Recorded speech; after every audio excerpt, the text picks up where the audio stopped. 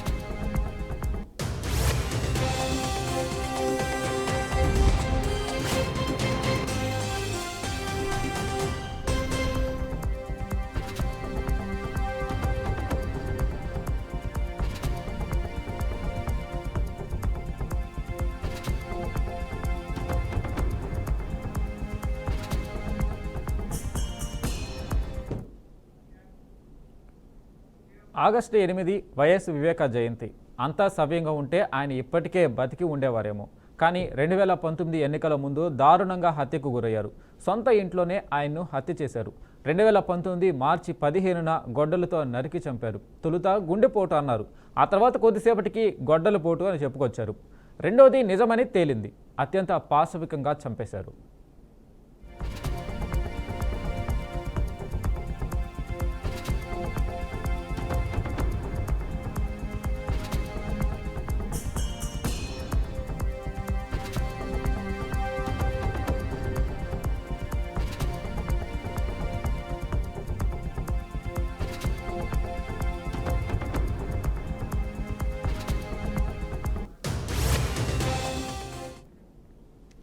తొలుత సిట్ వేశారు. వైసీపీ ప్రభుత్వ హయాంలో కొన్నాళ్లు విచారణ నడిచింది. ఆ తర్వాత అది సిబిఐకి వెళ్ళింది. ఆ విచారణ కూడా మందకొడిగానే సాగింది. హత్యలో భాగం పంచుకున్న దస్తగిరి ఎట్టకేలకు ఒప్పుకున్నాడు. వైసీపీ పెద్దల ఆదేశాలతోనే హత్య చేశానని చెప్పారు. ఎవరెవరు భాగస్వాములు అనేది కూడా చెప్పేశాడు. అయినప్పటికీ చర్యలు మాత్రం పెద్దగా ఏమీ లేవు. కొందరిని అరెస్టు చేశారు. కొన్నాళ్లకు బెయిల్పై వచ్చేశారు. ఇంతకీ అసలు నిందితులు ఎవరు? హత్య చేయమన్నది ఎవరు? వైఎస్ వివేక కుమార్తె సరిగ్గా ఇదే అడుగుతుంది. న్యాయం కోసం ఏళ్లుగా పోరాటం చేస్తుంది. ఇంతకీ వైఎస్ వివేక అసలు దోషులకు శిక్ష పడుతుందా? వైఎస్ సునీత తన పోరాటంలో విజయం సాధిస్తుందా?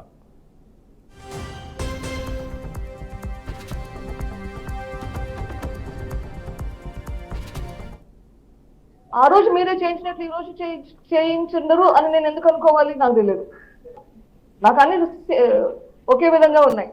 ఆ రోజు మీరే చేయించారు, మళ్ళీ ఈ రోజు కూడా మీరే చేయించుండొచ్చు కదా. మీరే రెచ్చగొట్టి అందరినీ రెచ్చగొట్టి చేయించేలా చేసిండొచ్చు కదా. మళ్ళీ ఇంకొకరి మీద బ్లేమ్ వేయడం. ఈ 6 ఏళ్ల పోరాటం, నా పోరాటం ఎందుకు ఈ 6 ఏళ్ళు? ఇటువంటి సంఘటనలు జరగకూడదు అని. తప్పు ఎవరు చేసినా శిక్ష పడాల్సిందే. చిన్నైనా పెద్దయినా తప్పు చేస్తే శిక్ష పడాల్సిందే. ఆ రోజు చేసిన దానికి ఇంతవరకు ఎవరికి శిక్ష పడలేదు. అట్లా లా అండ్ ఆర్డర్స్ పోలీస్ దగ్గర శిక్ష పడలేదు, కోర్టులలో శిక్షలు పడలేదు, ప్రజా తీర్పు లేదు. ఇది కంటిన్యూ అవుతూనే ఉంది. ఇది ఆగాలంటే ఎట్లా? తప్పు చేస్తే తప్పు అని చెప్పే ధైర్యం ఉండాలి. స్టార్టింగ్ లో ఆదినారాయణ రెడ్డి, సతీష్ రెడ్డి, బీటెక్ రవి, తర్వాత చంద్రబాబు నాయుడు, ఇప్పుడు లేటెస్ట్ గా సునీత రాజశేఖర్ రెడ్డి చేయించారు ఇది అని ప్రూవ్ కూడా చేస్తున్నారు. ఎంతకైనా దిగ జరగడమేనా? ఎట్లా నమ్మాలి? ఏది నిజం ఏది అబద్ధం ఎట్లా తెలుస్తుంది? ఇట్లా మళ్ళీ మళ్ళీ జరగకూడదు అంటే గన తప్పు చేసిన వాళ్ళకి శిక్ష పడాల్సిందే లేదా? పడాల్సిందే కదా.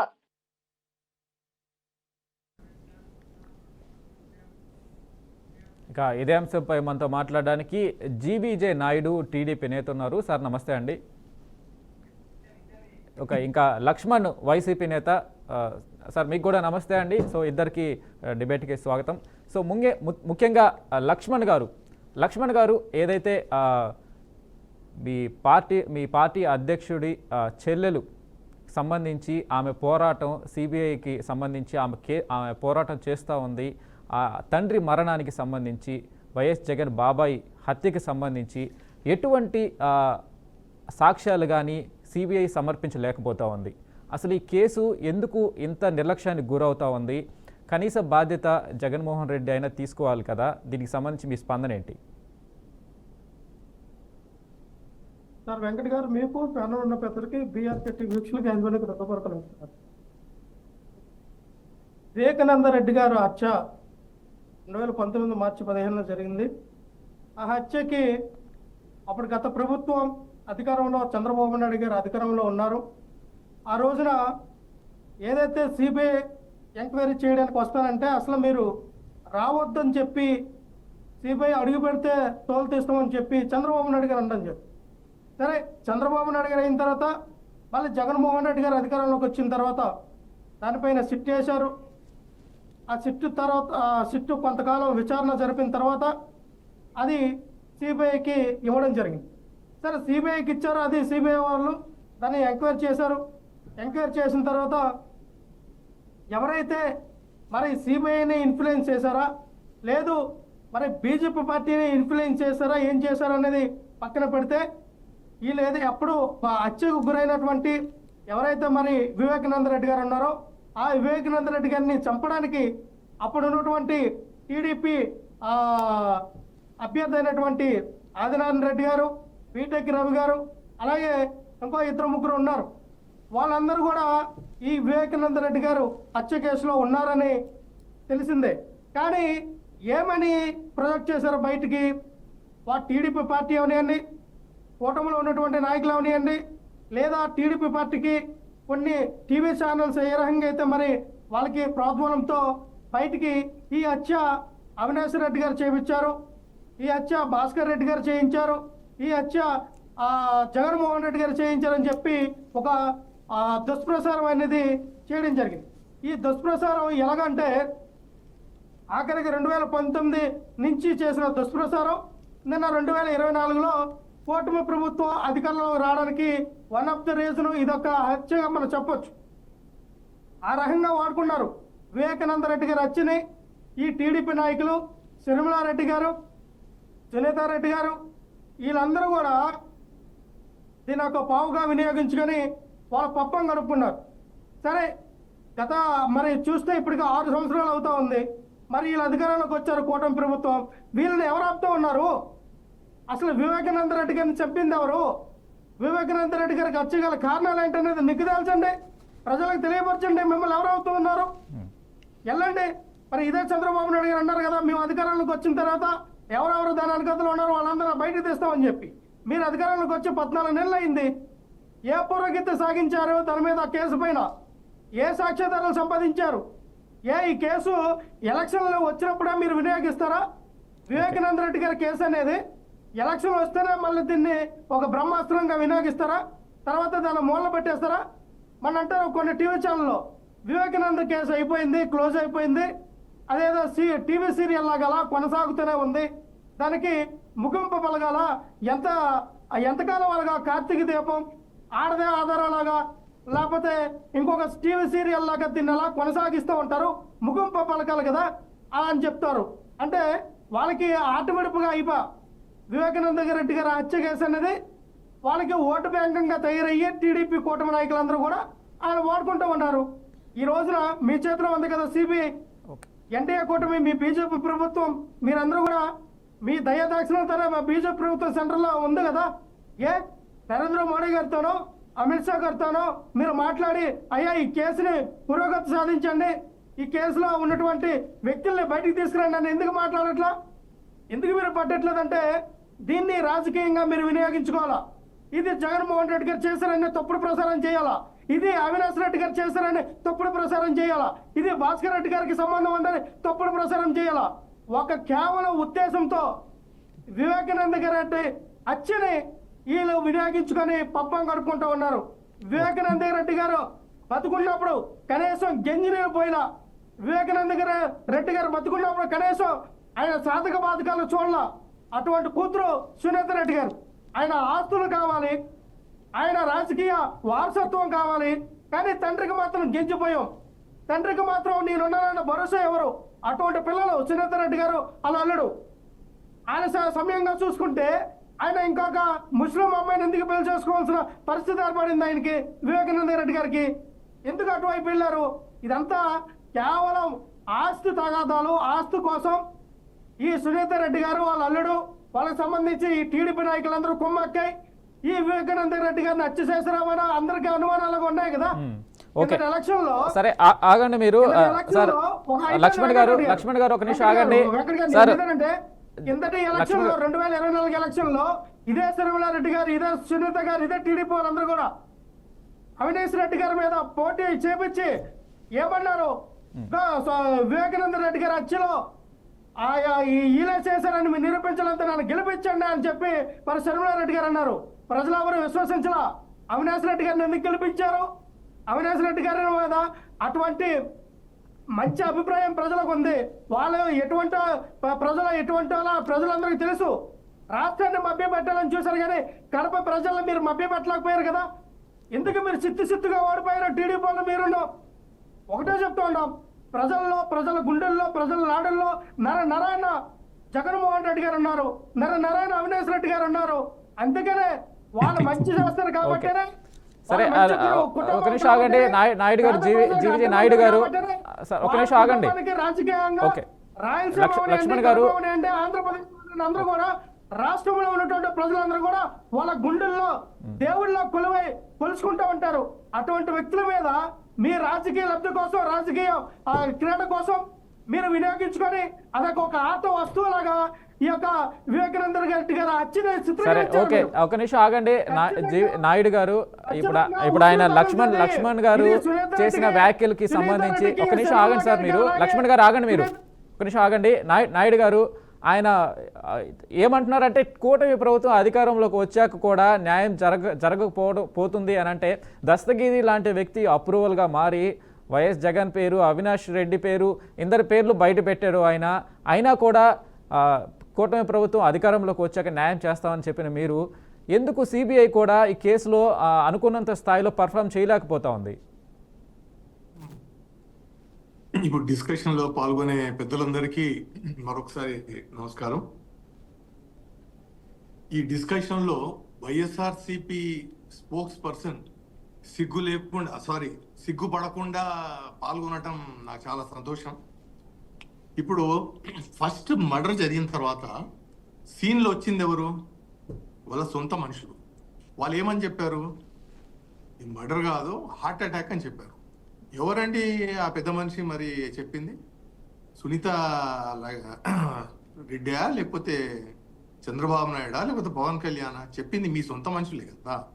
వాళ్ళు చెప్పిన తర్వాతనే కదా మళ్ళీ మార్చుకొని ఇది హత్య, ఈయనని దారుణంగా హత్య చేశారని చెప్పింది. తర్వాత 6 ఏళ్ళు అయింది, కరెక్టే. 6 ఏళ్లలో మీరు గమనించాల్సిన విషయం ఏంటంటే ఇప్పటికీ 6 మంది విట్నెస్లు చనిపోయారు. ఎలా చనిపోయారు అనేది మళ్ళీ వైఎస్ఆర్సీపీ మేనిఫెస్టోలో చూడాల్సింది అనుకుంటా. వాళ్ళని ఎలా చంపారు, ఏం చేశారు అనేది వాస్తవం. ఇది ఎలక్షన్లో ఒక ఇష్యూ ఇది. ఎందుకంటే ఆంధ్రప్రదేశ్లో జరిగే లా అండ్ ఆర్డర్ ఫెయిల్ అయిందని చూపించుకోవడానికి ఇది ఒక నిదర్శనం. 100% మేము ఇది ఎలక్షన్లో వాడుకుంటామండి. మీరు ప్రభుత్వంలో ఉంటే ఏం జరుగుతుంది ఆంధ్రప్రదేశ్లో అని చూపించుకోవడానికి మేము తప్పకుండా వాడుకుంటాం. కానీ వాడుకున్న మూలాన మేము దీన్ని నిర్లక్ష్యం చేసాము, దీన్ని పట్టించుకోలేదని కాదు. మీరు ఎంత స్థాయి వరకు మీరు వెళ్ళి దీన్ని అడ్డుకుంటున్నారు అనేది ప్రజలందరూ గమనిస్తూనే ఉన్నారు. సిబిఐ ఎంక్వైరీకి అప్పచెప్పడం ఎవరే అప్పచెప్పారు? చంద్రబాబు నాయుడు గారు, కూటమి ప్రభుత్వం అప్పచెప్పింది. దానికి మీరు వెళ్ళి సెంట్రల్ గవర్నమెంట్లో మీ జగన్మోహన్ రెడ్డికి ఇవాళ కూడా మోదీతో మంచి సంబంధాలు ఉన్నాయి కదా, మరి ఆయన్నే వెళ్ళి అడగమని చెప్పండి. ఎందుకండి మీకు అప్పచెప్పిన తర్వాత కూడా మీకు ఇంత సమయం మీకు ఎందుకు పడుతుందో మీరే అడగండి. మాకు ఇంకా ఇది ఒక్కటే కాదు, ఆంధ్రప్రదేశ్ని బాగుపరచాలంటే ఒట్టి వైఎస్ వివేకానంద రెడ్డి హత్య కేసులోనే మేము అవుట్ రైట్ ఎప్పుడు చూసినా దాని మీదే మేము ఫోకస్ చేయాలని లేదు. మీరు ఒక రాష్ట్రాన్ని నాశనం చేశారు. దాన్ని సరిదిద్దే పనిలో తెలుగుదేశం పార్టీ కానీ కూటమి ప్రభుత్వం కానీ ఉంది. అంతేగాని 6 ఏళ్ళు అయింది 10 ఏళ్ళు అయింది అంటే మరి మీరు ఫాలో అప్ చేయండి. మీ సొంత మనిషి కదా, మీరు మర్డర్ చేయలేదని మీరు అంటున్నారు, మరి మీ పేరు క్లియర్ చేసుకోవడానికి మీరు ఫాలో అప్ చేయండి. మేము చేసేది మేము చేస్తాం. మిమ్మల్ని ఎవరు ఆపారు? మిమ్మల్ని ఎవరు ఈ రాంగ్ ఇన్ఫర్మేషన్ ఇమ్మన్నారు?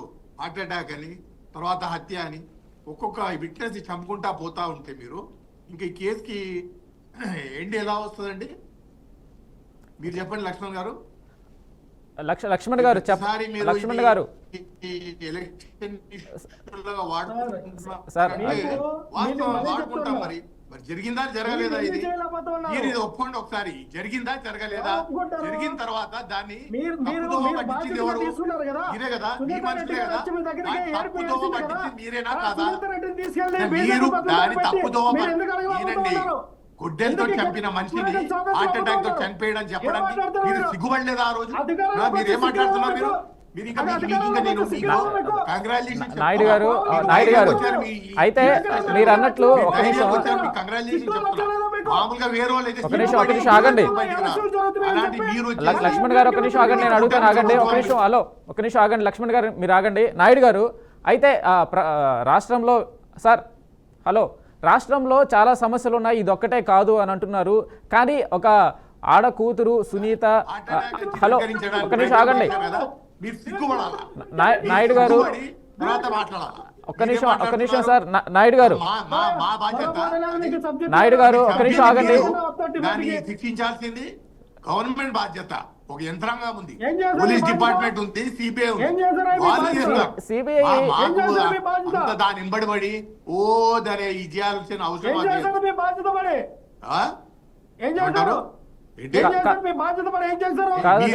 నాయుడు గారు అయితే మేము 14 నెలలు అయింది కరెక్ట్ ఒప్పుకుంటా. మరి మీరు 5 ఏళ్ళు ఏం పీకారు? 5 ఏళ్ళు మీ జగన్మోహన్ రెడ్డి ఏం పీకాడు? సొంత బాబాయ్ కదా ఆయన. ఏం పీకాడు? ఏం పీకాడండి మీ జగన్మోహన్ రెడ్డి 5 ఏళ్ళు? మరి ఏంటి?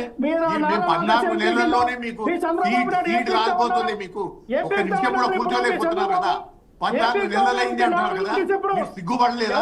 5 ఏళ్ళు చేతుల మీద చేతులు వేసుకొని కూర్చున్నారు, సిగ్గుపడలా? ఎవరు ఉపయోగిస్తా ఉన్నారు అంతకాలం కూడా ఉపయోగడానికి? మీరే డైరెక్ట్ మిమ్మల్ని అడుగుతున్నా. 14 నెలలైంది, 14 నెలలైందని మమ్మల్ని అంటున్నారు కదా. మీరేం చేశారు? అందరూ ఉపయోగమని చెప్పు. అవునండి, 5 ఏళ్ళు మీరేం పీకారు? దాని జవాబు ఇవ్వండి. ఒక మర్డర్ని సిగ్గు లేకుండా మీ నాయకత్వం కానీ మీ లీడర్లు అందరూ కూడా హార్ట్ అటాక్ అని చెప్పారే, సిగ్గుపడలా? వినండి, దాని తర్వాత అవన్నీ దాచిపెట్టడానికి చేయటం అవన్నీ చేయాలా? 5 ఏళ్ళు మీరు 5 ఏళ్ళు ఏం పీకండి, మేము 14 నెలల్లో పీకేసి కట్టాలంటే వాళ్ళ ఊరుకోండి. సిగ్గుండాలా మీరు మాట్లాడతారు? ఈ డిస్కషన్ వచ్చినందుకే సిగ్గుపడాలా? ఏం మాట్లాడతారు మీరు? అయితే నాయుడు గారు సార్ ఒక నిమిషం ఆగండి. నాయుడు గారు అయితే ఈ కేసులో సాక్షులు చంపబడ్డారు అని అంటున్నారు. సాక్షులు చంపబడ్డా కూడా అది కూడా రిపోర్టు క్లోజ్ చేయడానికి అవకాశం లేదు. ఈ విట్నెస్లు ఎవరైతే ఉన్నారో వారు చంపబడ్డా దాన్ని కూడా కేసు క్లోజ్ చేయడానికి వీలు లేదు, దాన్ని కంటిన్యూ చేయాలి. సిబిఐ కేసు పూర్తయింది అని చెప్పేసి కన్క్లూజన్కి రావడం వెనకాల ఏం జరిగి ఉంటుంది? అసలు ప్రజల్లో ఆయన సామాన్యమైన నేత కాదు కదా చనిపోయిన వ్యక్తి. బాధ్యత అది స్టేట్ గవర్నమెంట్ ఈ ఇన్వెస్టిగేషన్ హ్యాండిల్ చేస్తే అది మా బాధ్యత. ఇది హ్యాండిల్ చేసేది ఎవరు? సిబిఐ అంటే ఎవరు? కేంద్ర ప్రభుత్వం. కేంద్ర ప్రభుత్వంలో ఉన్న అధికారంలో ఎవరు? బీజేపీ. ఇప్పుడు మాకే కాదు, మీకు హక్కు లేదా? మీకు ఇది లేదా? మీకు నైతిక బాధ్యత లేదా? మీకు నైతిక బాధ్యత లేదా? మీ అధ్యక్షుడు బాబాయిని కదా చంపింది. మీ అధ్యక్షుడు బాబాయిని కదా చంపింది. మీకు నైతిక బాధ్యత లేదా? పోయి ఫాలో అప్ చేస్తానికి. లక్ష్మణ్ గారు అయితే మీరు అన్నది ఒక నిమిషం ఆగండి. లక్ష్మణ్ గారు అయితే వైఎస్ అవినాష్ వైఎస్ అవినాష్ రెడ్డి 6 ఏళ్ళు అయిపోయింది, సిగ్గు లేకుండా మీరు వచ్చేసి ఇంకా మా మీద వేస్తున్నారు. అవునండి, వాడతాం మేము ప్రచారంలో, మేము వాడతాము. మీ దొంగని అని చూపిస్తాం, హంతకుడు అని చెప్తాం. అయితే లక్ష్మణ్ గారు ఒక నిమిషం, నాయుడు గారు ఒక నిమిషం ఆగండి. లక్ష్మణ్ గారు పోలీసులకి సహకరించాల్సిన మీరు ఆ రోజు వైఎస్ అవినాష్ రెడ్డిని విచారణ నేపథ్యంలో పోలీసులు పిలవగా ఆయన ఎందుకు ఆ రోజు పెద్ద 2000 మందిని జనాల్ని పోగేసుకొని ఆ రోజు తప్పించుకోవాల్సిన అవసరం ఏముంది? విచారణకి హాజరయ్యి నిజానిజాలు చెప్పాల్సిన అవసరం ఉంది కదా ఒక బాధ్యత కలిగిన వ్యక్తిగా. అవినాష్ రెడ్డి ఎందుకు ఆ రోజు అలా బిహేవ్ చేయాల్సి వచ్చింది? చంపుకుంటా పోతూ ఇలాంటి వాళ్ళని పంపించి పిచ్చి పిచ్చి మాట్లాడే డిస్కషన్ లా చెప్తే ఎవరండి మాట్లాడేది ఇక్కడ? సిగ్గనిపియాలా? వైఎస్ఆర్సీపీకి సిగ్గనిపియాలా? ఈ డిస్కషన్ లో రావడానికి కూడా సిగ్గుపడాలా? మీ చంపింది మీరే, చచ్చిపోయింది మీ బాబాయ్. మీరు దాన్ని తేల్చకుండా ఆమెదేస్తారా బాధ్యత? కాదు లక్ష్మణ్ గారు అయితే లక్ష్మణ్ గారు 5 ఏళ్ళు మీరు ఏం పిచ్చారు? కాదండి సార్, ఒక నిమిషం ఆగండి. లక్ష్మణ్ గారు ఆగండి. ఇంకా ధైర్యం వచ్చి మీరు డిస్కషన్ లో పాల్గొంటారా? అంటే ఏ లెవెల్లో మీరు బద్దెకించారు అనేది సార్ ఒక నిమిషం నాయుడు గారు నేను అడుగుతాను, ఆగండి. లక్ష్మణ్ గారు అవన్నీ వదిలేయండి, ఇప్పుడు అవన్నీ కాదు. ఇప్పుడు ఒక నిమిషం వినండి లక్ష్మణ్ గారు. అయితే సునీత మీద మీరు తిరిగి రిటర్న్ కేసు ఫైల్ చేయడము, సునీత ఆమె తండ్రిని కోల్పోయి ఆమె స్పాట్లో లేరు ఆ చనిపోయిన దగ్గర, ఆమె మ్యానిపులేషన్ చేయబడింది, ఇప్పటికీ ఆమె న్యాయ పోరాటం చేస్తూ ఉంది సునీత. సో ఆమె మీదే మీరు తిరిగి కేసు ఫైల్ చేయడం ఎలా చూడాలి వైఎస్ఆర్సీపీ పార్టీని?